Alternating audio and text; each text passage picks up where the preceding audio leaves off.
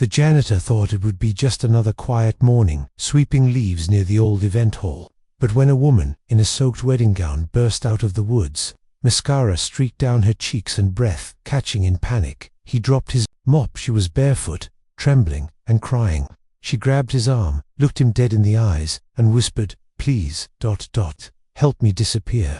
He had no idea those 5 words would unravel everything he thought he knew about love, power, and himself. Before we dive in, drop a comment with where you're watching from, and don't forget to hit subscribe for more videos like this. Let's begin. ***. Greg Sullivan was used to being invisible. At 38, with calloused hands and a mop always nearby, he cleaned the corridors of the Willow Run Events Estate, an expensive, isolated venue used for upscale weddings tucked deep in North Carolina's Forest Line. Greg had worked there for 3 years, usually overnight or early mornings when no one noticed him. Just how he liked it, until that morning. The rain had just stopped, leaving a mist hanging between trees. He was sweeping the back patio near the edge of the woods, earbuds in, when the sound of snapping twigs pierced his music. He turned. That's when he saw her, a bride, running, her veil tangled in a branch behind her, forgotten. Her expensive white heels were gone, her feet were muddy and scratched. The silk of her gown clung to her like a second skin, soaked through by the storm. She stumbled, then spotted him and sprinted toward him like he was her last hope.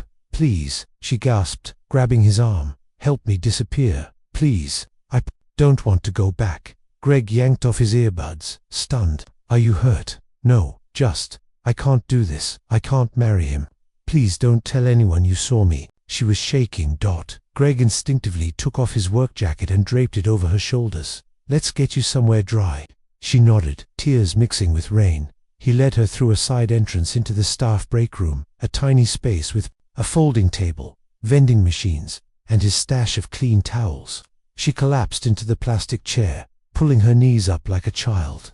Greg handed her a towel and stood awkwardly. "What's your name?" he asked softly. "Chloe," she whispered. "Chloe Whitmore." His breath caught.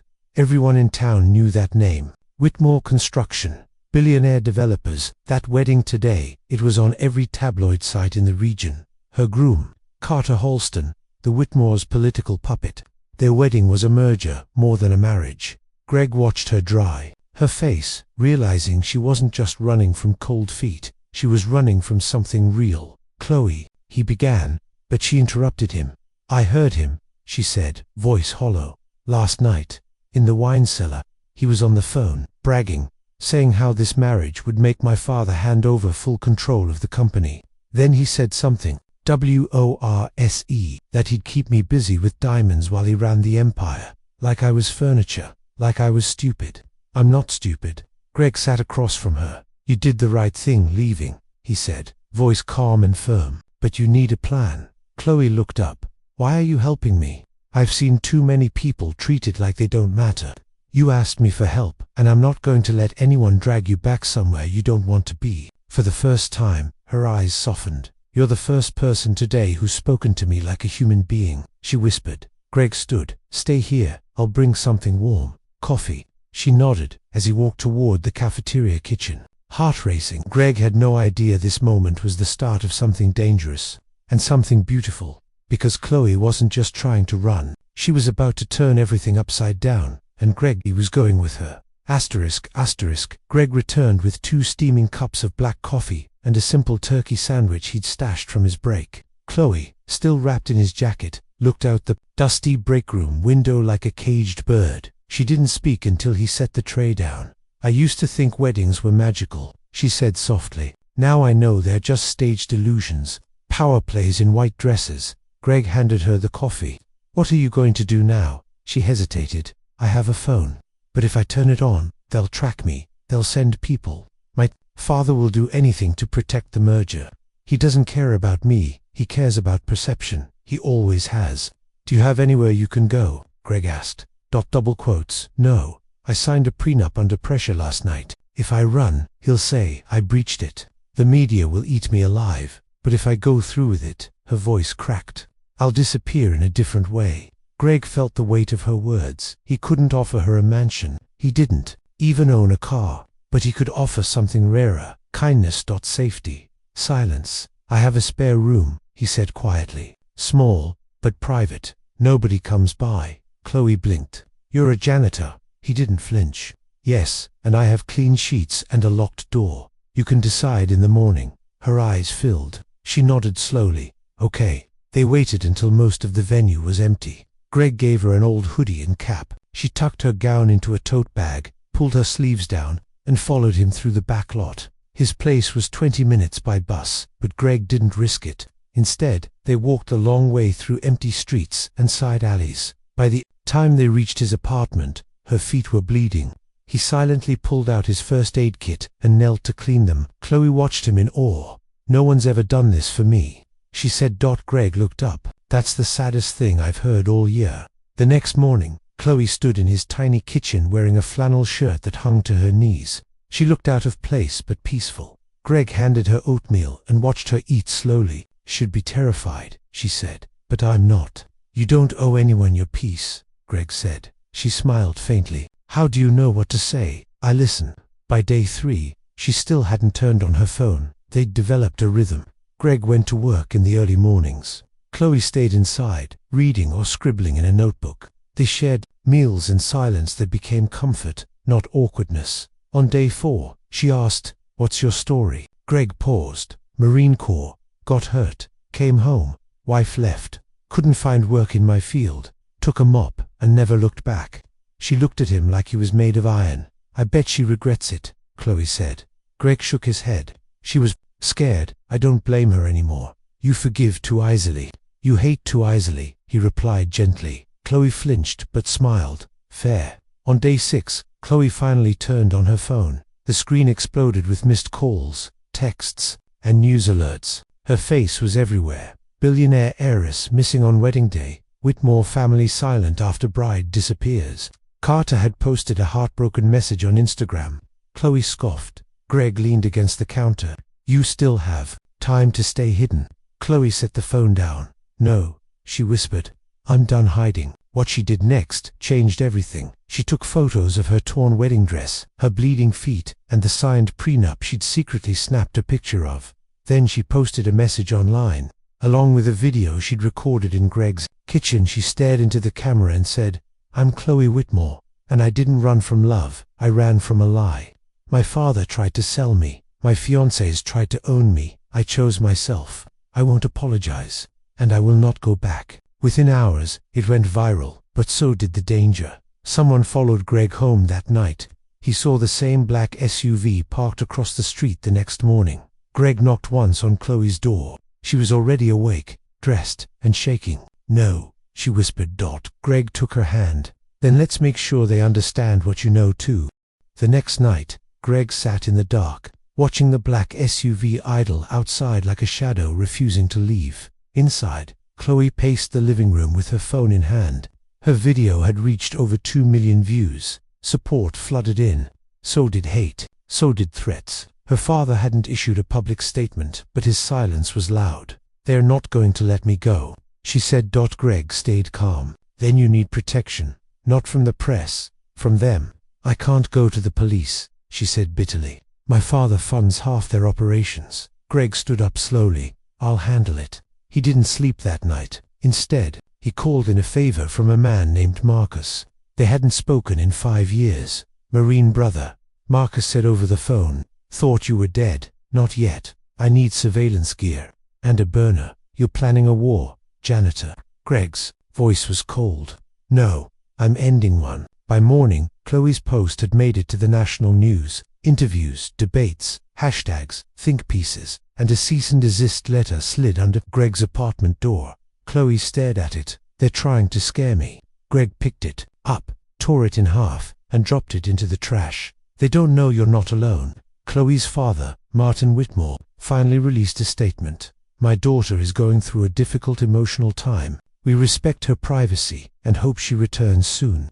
Emotional time, she hissed. He's painting me like I'm unhinged. He's scared, Greg said. Scared because you didn't play by the rules. Chloe looked at him. Why? Aren't you scared? I've already lost everything once, he said. Now I protect what matters. That night, they heard movement on the fire escape. Greg moved silently, pressing Chloe back into the hallway. A figure outside tried the window. Greg didn't wait. He burst through the door and tackled the man, pinning him with military precision. "Back off," the man choked. "Who sent you?" Greg growled. The man didn't answer, but dropped something as he scrambled and fled. Greg picked it up. It was a flash drive. They watched it together, sitting side by side on Greg's sagging couch. It was a video, grainy, secretly recorded, in a private room at the Whitmore estate. Carter and Martin. "She's just a pawn, Martin," Carter said. "Let her cry. Once we're married, she'll get over it." "You want control of Whitmore Global, don't you?" Martin replied. "Of course. Do what you must. Just make her sign." "She's always been soft." Chloe sat frozen. The color drained from her face. "That's my father." Greg didn't speak. He just let her break. When she did, it was quiet but earth-shattering. "I was never his daughter," she whispered. "I was always a deal." Greg didn't offer cliches. He didn't hug her or say, "It'll be okay." Instead, he said, "Then, let's burn their empire down." They spent the next week planning. Chloe still had one asset they didn't know about: a hidden trust fund from her late mother. Enough to hire lawyers, tech experts, and a crisis PR team. Greg coordinated. From the shadows, silent calls, encrypted files, tracking every SUV that passed. When the Whitmores sent another legal team, Chloe posted the video of her father. When Carter threatened to sue, she published the prenup with highlighted abusive clauses. And when the media asked if she had any regrets, she said, "Only that I didn't run sooner." The internet fell in love with her, the bride who fought back. But behind the screens, things turned dangerous. Greg was followed home twice. His tires were slashed. One night, he was ambushed outside the apartment by two men in suits. He fought back hard, left one unconscious in the alley. Police were called. Greg was arrested. Chloe bailed him out at 4 a.m. "You didn't have to do that," he said as they sat in the car. "Yes, I did," she said, "because I wouldn't have survived any of this without you." He looked at her, looked and saw something had changed in her eyes. Not just fear, strength. That night, back at the apartment, Chloe leaned in and kissed him, slow, gentle, certain. "I trust you," she whispered. Greg didn't respond with words. He just held her like she was finally home. Asterisk, asterisk. 3 weeks later, the courtroom was packed, paparazzi outside, protesters with signs reading "Let her go," and "Marriage shouldn't be a merger." Chloe stood behind her attorney, head high, lips tight. Across from her, Martin Whitmore sat smug and stone-faced. Carter was absent, his PR team claiming emotional distress. The courtroom buzzed with whispers when Greg walked in, wearing a dark suit and tie. Chloe's face softened as she saw him. For weeks, he'd been her shadow, her protector, her peace. Her peace. Now he was something more. Her anchor. The lawsuit was about breach of contract specifically. Chloe's refusal to follow through with the arranged marriage. But her lawyers flipped the script. "We intend to show," her lead attorney said, "that Chloe Whitmore was coerced into a contract under emotional duress, using threats masked as tradition and manipulation framed as love. This wasn't a wedding, it was a hostile acquisition." The judge nodded. The room held its breath, and Chloe, she stayed quiet until it was her turn. When Chloe took the stand, the room changed. "I was told," she said, voice steady, "that marrying Carter would honor my mother's legacy, that it would protect the company. But all I ever wanted was a chance to prove I could do something on my own. I didn't run from fear. I ran because I finally remembered who I was." Then she looked straight at her father. "And I will never forget again." Her words echoed through the chamber. Martin shifted in his chair but said nothing. Outside, news vans lined the block. Chloe's face was everywhere. Talk shows, podcasts, think pieces about generational trauma, arranged power marriages, patriarchal wealth, and silent rebellion. But what made her go viral wasn't the drama. It was a grainy phone video of her and Greg at a food pantry, helping pack boxes for struggling families. A little girl hugged Chloe and whispered, "I want to be like you." And Chloe said, "Then be brave, no matter who tells you not to be." Greg, however, had his own battles. One night after work, he got a call from a blocked number. "You think she's safe with you?" The voice growled. "We know where you live. You're just a janitor. You're nothing." Greg hung up then, packed a duffel bag and checked every window and door in the apartment. When Chloe got home, he was still standing guard. "They threatened you?" she asked. He didn't lie. "Yeah, "And you stayed?" He met her eyes. "Of course, I stayed." That night, he told her everything. About the war, the explosion, the back injury, the PTSD, the dreams that never went away. "I used to think the world only cared about titles," he said. "Then you ran into the woods and asked me for help, and it changed everything." She touched his face. "You were never just anything." They kissed again, this time with urgency, with purpose, with fire. Then came the final blow. A leaked video hit the internet. It showed Chloe drunk years ago, crying and screaming at her father after her mother's funeral. The media spun it. Unstable heiress meltdown. The Whitmore legal team filed for conservatorship, trying to declare her emotionally unfit. Chloe shattered. "They want to own me," she whispered, shaking. "Even now, after all this, they want to own me again?" Greg took her hands. "Then let's show them you're not for sale." They went to war together. Greg recorded a video this time. In it, he said, "I'm a janitor. I sweep floors and take out trash. And if you think that means I'm weak, you're wrong. I watched this woman walk through fire. I watched her stand up to the men who thought they built her. I love her. And if you come for her again, I promise I'll be the one knocking." It exploded online. Chloe watched it through tears. "I didn't know you could talk like that," she whispered. Greg shrugged. "I had something to say." Then, the final day in court arrived, and Chloe did something no one expected. She fired her lawyer, took the stand herself. "I am not mentally unwell," she said. "I am finally awake. My father wants to declare me unfit to make choices, but the truth is, I've never had the freedom to make one until I met someone who expected nothing from me. Not money, not power, just dignity. I will not be silenced." The courtroom stood still. Greg stared at her like she was the only person in the room. The judge dropped the gavel. Petition for conservatorship denied. Outside, a storm broke, but inside Chloe Whitmore, there was light. 6 weeks after the courtroom victory, the Whitmore empire began to unravel. Shareholders demanded accountability. Carter Halston vanished from public view after a leaked email exposed how he planned to siphon funds post-wedding. And Martin Whitmore, he stepped down silently. No apology, just a bitter press release and a photo of him, boarding a private jet alone. The world moved on, but Chloe didn't forget. Greg and Chloe moved into a quiet house on the edge of a town no one had ever heard of, Ashfield, Virginia. A porch swing, a garden, and silence. For a while they both needed the quiet. Chloe spent her days writing a memoir, raw, unfiltered, and brutally honest. Not about weddings, about freedom. Greg worked part-time fixing engines at a small mechanic shop, happy to use his hands again for something that didn't involve bleach or scrubbing toilets. Their days were simple. Their nights were real. No secrets, no titles. Just breath and laughter and healing. One afternoon, Chloe received an unexpected letter. It was from her late mother's old attorney. "Your mother left behind a personal trust." It read, "Hidden, untouched, meant only for you." She instructed that it be revealed once he walked away from Whitmore Global.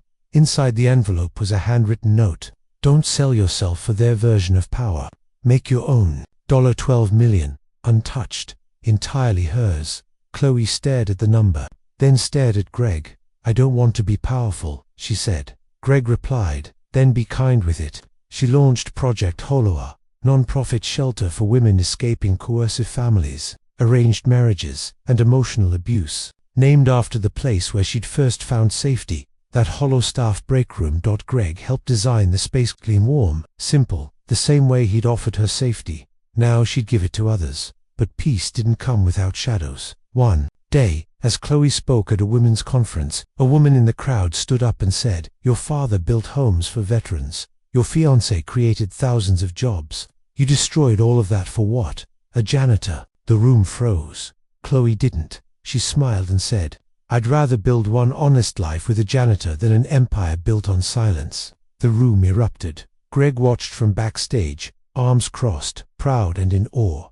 She wasn't running anymore. She was leading. Their story hit national news again. This time, not as a scandal but as a symbol of dignity over dynasty, of kindness over control, of a woman who walked into the woods in a wedding dress and came out with fire in her veins, and the man who didn't save her just stood beside her while she saved herself a year later.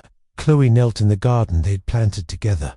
Greg walked outside holding coffee in one hand, her manuscript in the other. You changed the ending, he said. She smiled. Had to. What did you write? That she didn't run away from a wedding. She ran into her life. He looked at her. Would you want to wear the dress again? He asked. She raised an eyebrow. Only if it's not white. And only if you don't mop the aisle. He laughed. She stood, walked to him, and whispered, this time, it's not a performance. It's real. They married on a hilltop. No suits. No cameras. No press. Just them. Two people who had nothing until they gave each other everything. Epilogue. Chloe's book hit shelves under the title, The Girl Who Ran, and the Janitor Who Didn't Let Her Fall. It became a national bestseller, and, on the dedication page, just one line. For Greg, the man who didn't rescue me, but stood beside me while I found the strength to rescue myself.